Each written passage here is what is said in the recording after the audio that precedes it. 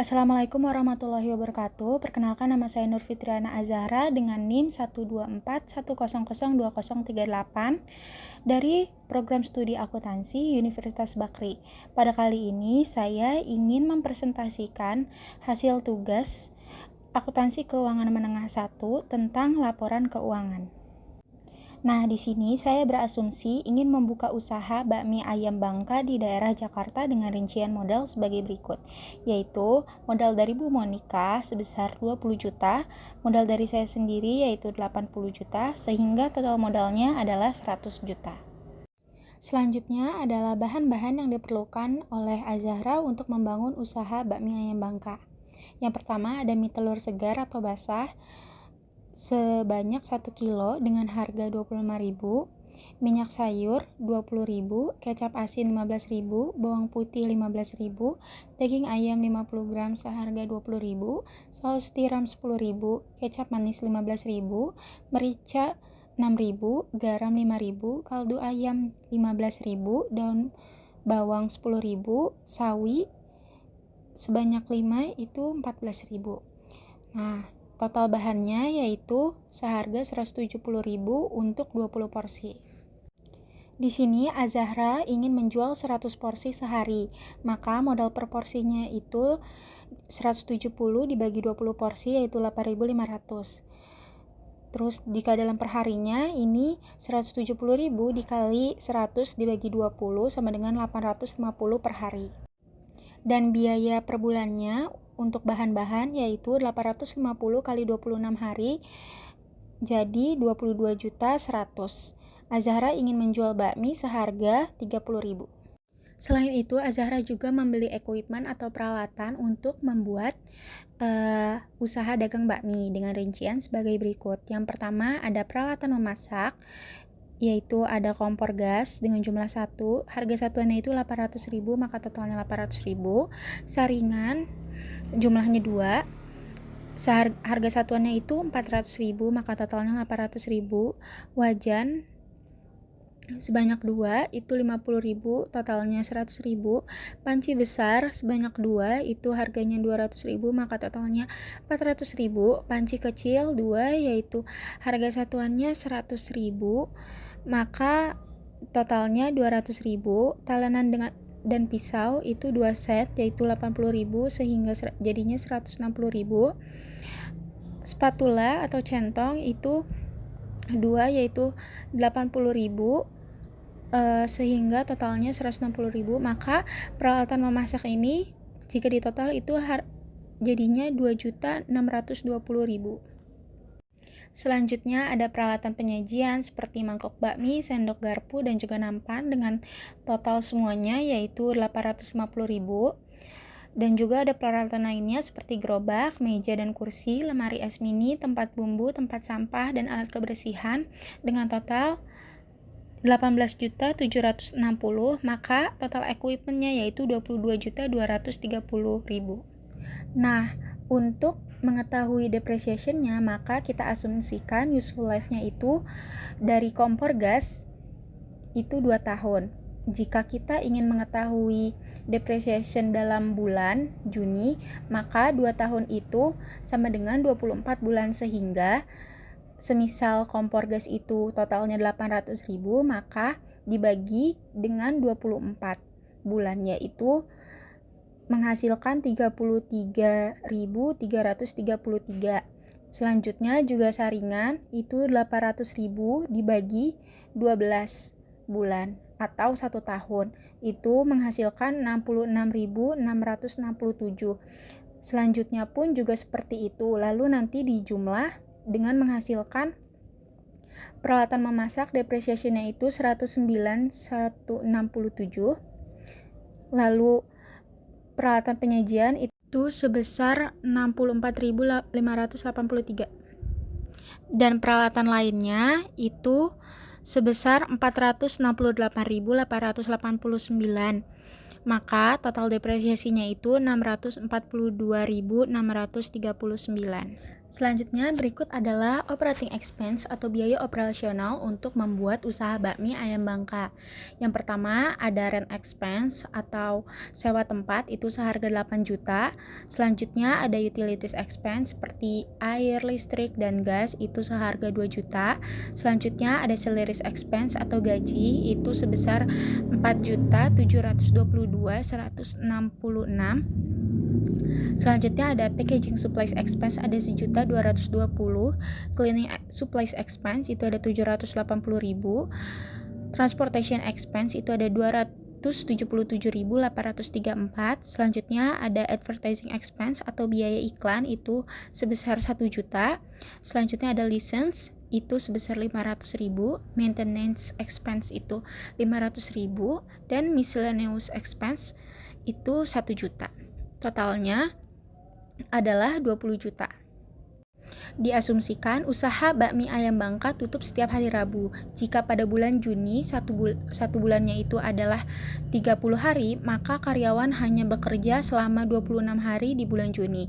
Sehingga diasumsikan salaries expense-nya sebagai berikut.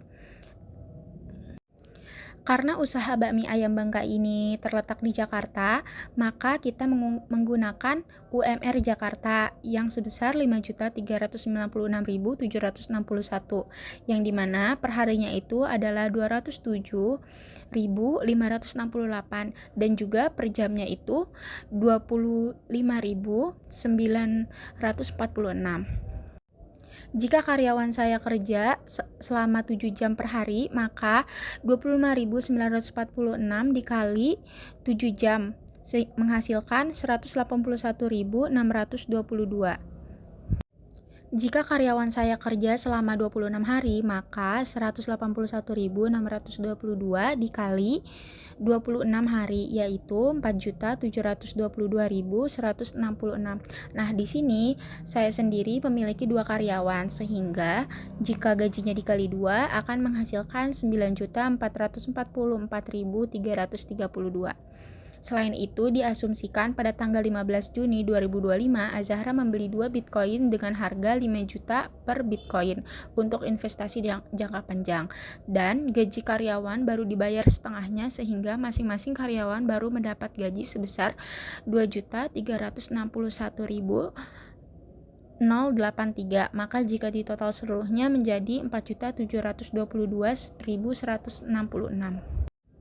Selanjutnya adalah menghitung income statement, yang dimana di sini kita mencari sales revenue-nya. Sales revenue ini didapat dari porsi bakmi yang terjual dikali dengan harga bakmi. Nah, diasumsikan di bulan Juni ini dari 2.600 porsi per bulan itu hanya laku sebanyak 2.500 porsi. Maka 2.500 porsi ini dikali dengan harga jual yaitu 30.000, sehingga menghasilkan 75 juta. Selanjutnya 75 juta ini karena tidak dikurangi oleh sales return and allowance dan sebagainya, maka langsung menghasilkan net sales sebesar 75 juta. Lalu kita menghitung cost of goods sold atau COGS. Cost of goods sold adalah total biaya langsung yang dikeluarkan untuk menghasilkan barang atau jasa yang dijual. Maka jika tadi biaya-biaya yang kita keluarkan untuk membeli bahan itu adalah sebesar 22.100.000 per bulannya, maka cost of goods sold-nya itu dimasukkan ke dalam purchase. Nah, purchase ini jadinya 20.100.000, tapi karena tidak ada dikurangi dengan hal-hal lain, maka ini langsung ketemu cost of goods sold-nya yaitu 22.100.000. Sehingga untuk menghitung gross profit-nya yaitu net sales dikurang cost of goods sold sebesar 75 juta dikurang 22.100.000 yaitu 52.900.000. Selanjutnya gross profit ini akan dikurangi dengan operating expense yang dimana terdiri dari 2 yaitu selling expense yang terdiri dari packaging supplies expense, cleaning supplies expense, salaries expense, advertising expense, dan juga transportation expense. Dan yang di total itu 8 juta. Selanjutnya ada administrative expense, yaitu ada rent expense, utilities expense, maintenance expense, license expense, miscellaneous expense, dan juga depreciation expense itu sebesar 12.642.639. Yang jika di total itu total operating expense-nya itu adalah 20.642.639. Maka jika gross profit dikurang dengan operating expense akan menghasilkan net income yaitu 32.257.361. Jadi net income ini adalah laba bersih suatu perusahaan setelah semua biaya dikurangkan dari total pendapatan. Selanjutnya kita akan menghitung retained earning statement. Retained earning adalah laba perusahaan yang tidak dibagikan kepada para pemegang saham dalam bentuk dividen. Dapat dikatakan sebagai sisa laba bersih yang telah dikurangi oleh dividen. Di sini cara menghitungnya yaitu retained earning awal atau 1 Juni itu ditambah net income dikurangi dividen sehingga menghasilkan return akhir. Nah, karena kita baru memulai usaha sehingga return earning pada 1 Juni itu tidak ada.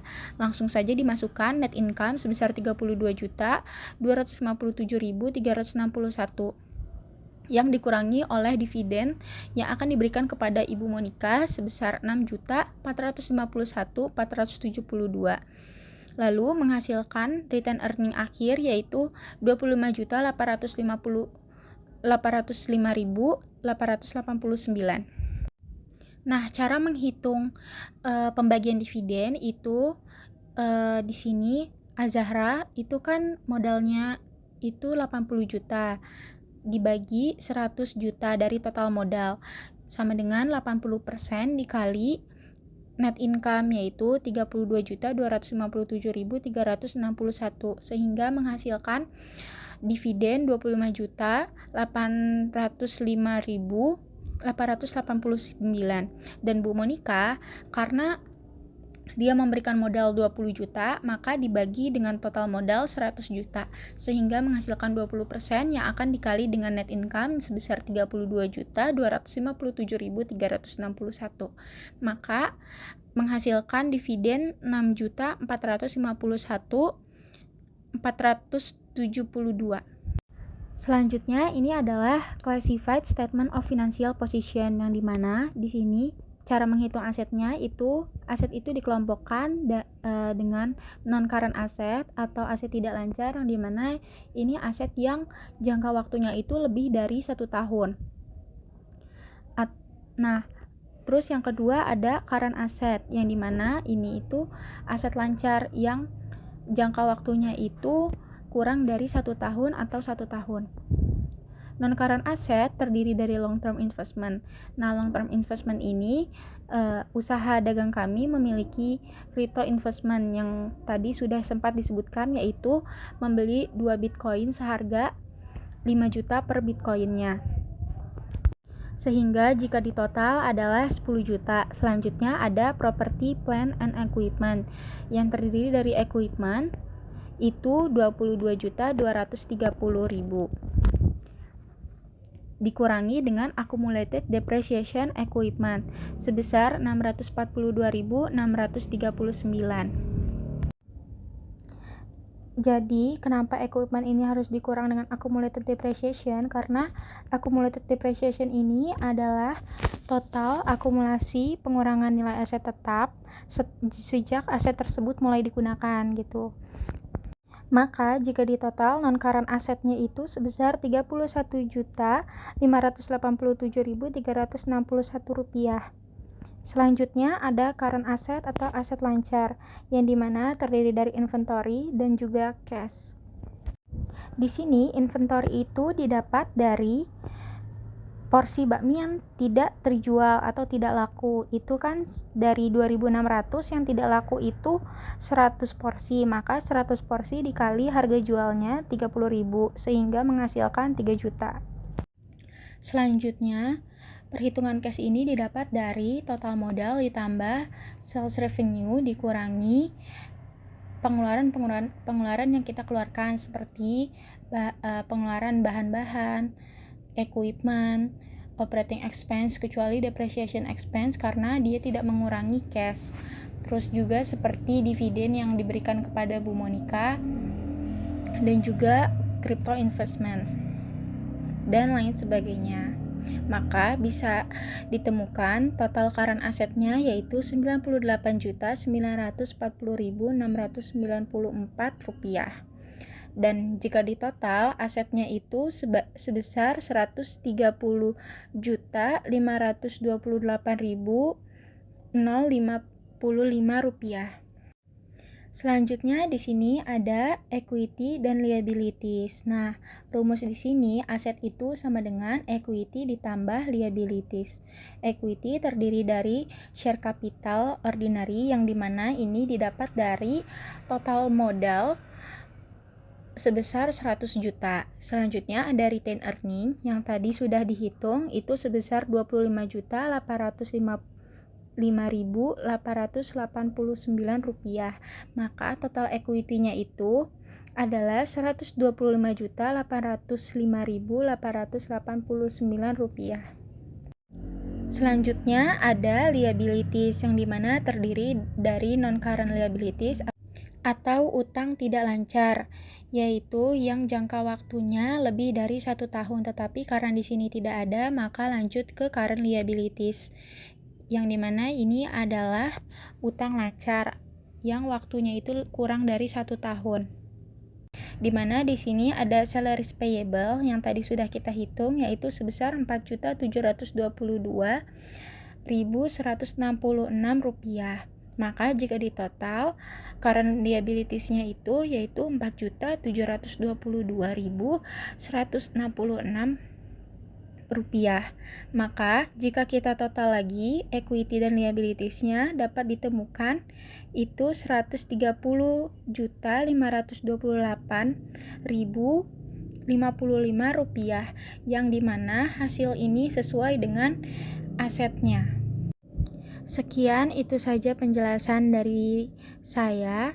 Terima kasih, semoga videonya bermanfaat. Wassalamualaikum warahmatullahi wabarakatuh.